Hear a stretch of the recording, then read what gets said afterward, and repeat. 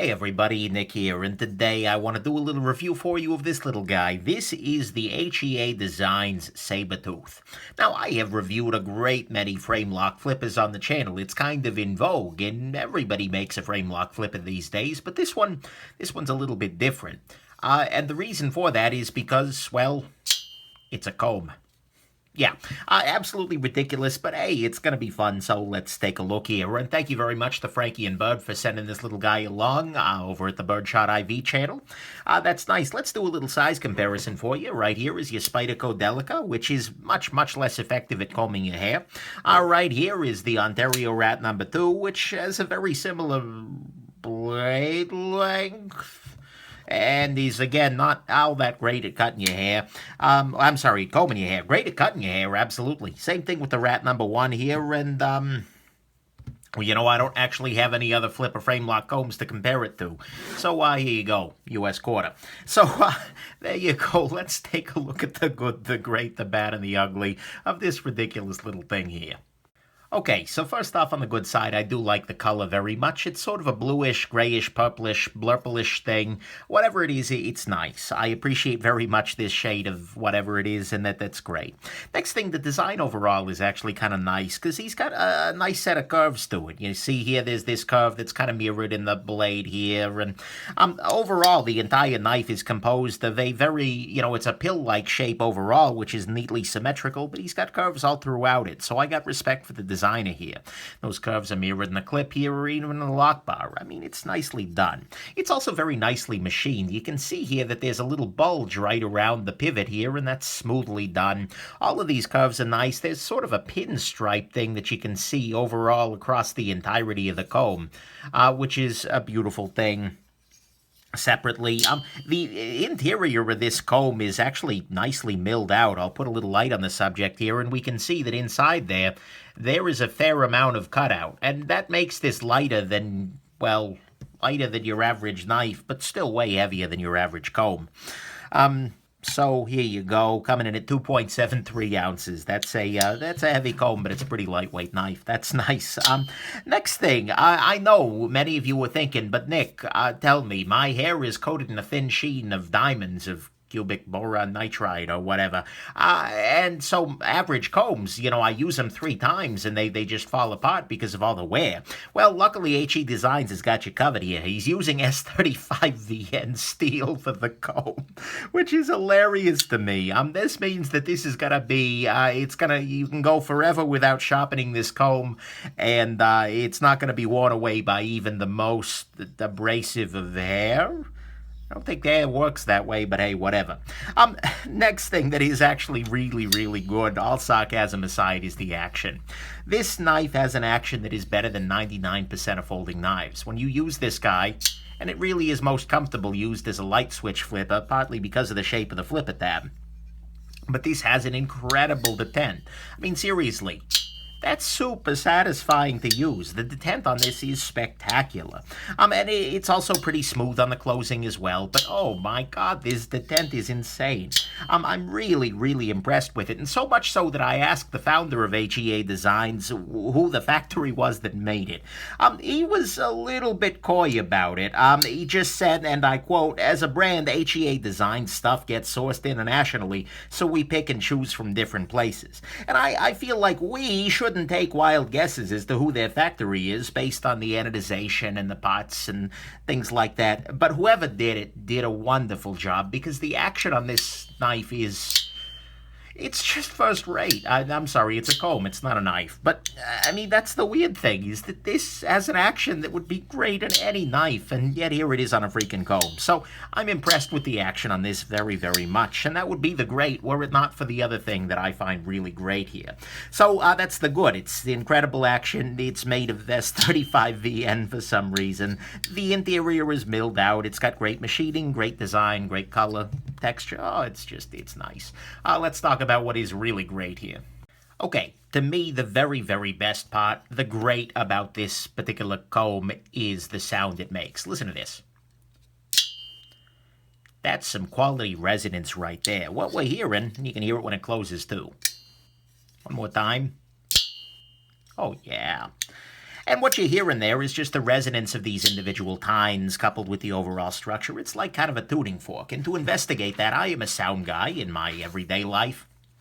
To investigate that, here's a spectrogram showing the distribution of the different frequencies with their power, blacker being more powerful here and over time. And so you can see this little area here is where it first closes. And then afterwards, you see the ringing in these little individual streaks here. The strongest of the streaks is just around 3,000 hertz, but you get some around 2,800 hertz. You get some higher stuff in the 4,300, almost 5,000 hertz. But the thing is, it's a beautiful thing. And the amount of ringing and the strength of these individual resonances is great. Oh yeah, I mean 3,000 hertz isn't the greatest sound ever. I mean, it's a little high, it's a little annoying to some people, but the thing is, everyone's gonna hear it. I mean, maybe not my grandmother, but that's beside the point. Nonetheless, this is just, it's really nice to have this kind of a really strong resonance coming off of something there. And you know, you can get it too. It's great. So I love the resonance here very much. Sorry, guys, I just brought out a spectrogram and a knife review. A comb review, even worse. That's what's great to me is the sound. Let's move on to the bad, which is going to be slightly less absurd. Okay, so on the bad side, first off, well, actually, the only bad thing is that I don't love the color of this contrasting anodization. We know that there are companies out there and factories that love to do these contrasting anodizations. Unfortunately, I feel like this guy, it's kind of a greenish gold. I don't know, and they don't even feel like they match. This feels like a different color than this does back here, and so I don't love this anodization at all. I wish they would have maybe gone blue and purple or something like that, but that's not a huge deal. And in fact, that's the only thing that's bad that's not ugly. Let's talk about the ugly. On the ugly side, unfortunately, HEAdesigns doesn't have a great warranty policy. It's okay, I guess, but things like disassembly voids the warranty completely unconditionally.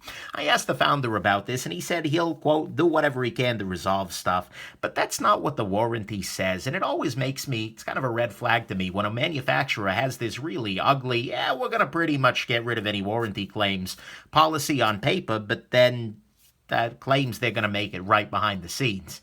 It's a little bit weird. So anyways, that's ugly, but it's not a huge deal because it's a freaking comb. You need a warranty on your comb, really. Next thing, the clip on this guy is way too shallow. You can see here that it's not very tall at all. It doesn't stick very far up off of the scale here.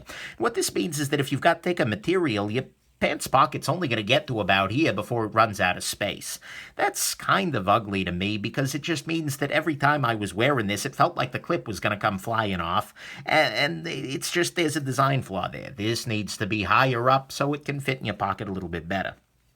Speaking of the pocket, this guy is a little brutal in the pocket because of this flipper tab here. This is a pocket pecker from hell.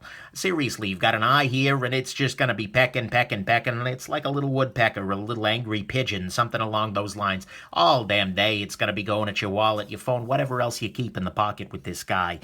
It's really way longer than it needs to be, and I just don't. I hate this flipper tab deeply.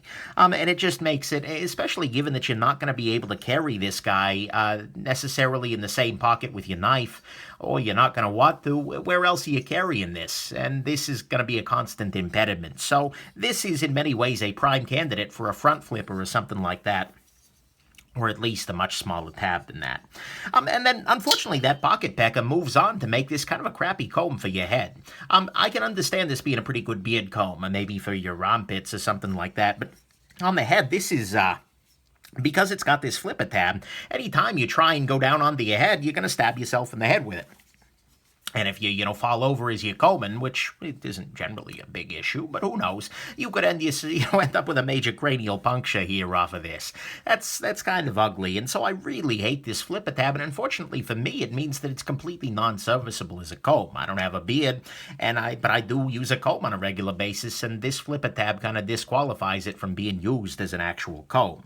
And so you have this end result of, it's something that's not that much fun to carry because of this clip. It's and because of the pocket pecker, and it's not a great comb for your head. Maybe it's good for the beard, and as a result, this isn't a terribly functional thing, even assuming that you need a comb that's on a flipper tab with S35VN steel. And so that basically leaves this as a novelty item, and then you're paying $199 for a novelty item.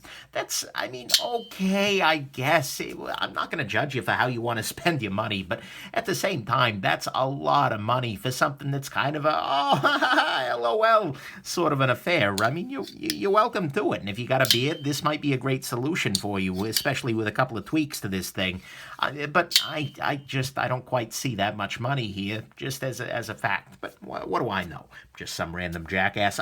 Anyway, so that's the ugly to me, is that the warranty is just not very good. The clip is way too shallow for most pockets. It's sung like a freaking horse in the pocket-to-pecker department. The pecker department. Nice.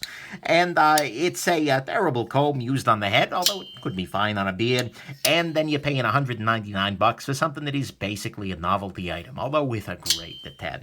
So let's talk about the final verdict here. Final verdict is that this is a silly object in many ways. I mean, it's a $200 comb with a huge pocket pecker, an overly small clip, and it's just not that effective at actually combing your hair. But the thing is, it's also an unquestionably well-made silly object. It's nicely machined, it's nicely anodized, it's got this incredible action, oh my god. And you know, it's got this great detent. I mean, and so you kind of end up in this weird territory where this is unquestionably a very neat little novelty item. It's a great little design piece, and it shows off that the HEAdesigns guy has got some great design instinct. However, that's kind of where it ends. It's just it's a novelty item through and through, and it's an expensive one. The thing that makes this interesting to me, that makes it more than just kind of an okay, LOL sort of an affair, is that there is a knife coming that looks just like this. Talking with the founder, they are working on a folding knife that takes this same perimeter, this same pill-like shape, and does something different with it. It's called the Antidote, is apparently the name of it, and that's kind of funny because it looks like a pill. But that is going to be a really neat knife if they can get the detent and the machining and the design to the same quality.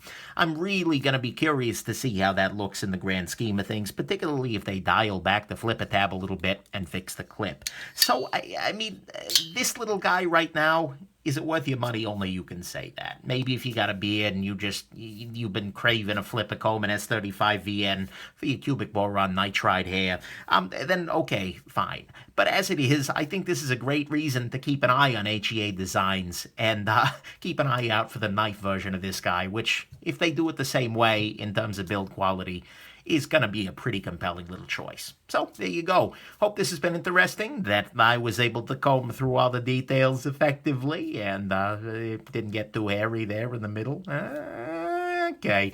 But mostly, I hope that you have yourselves an absolutely wonderful rest of your day. Bye now.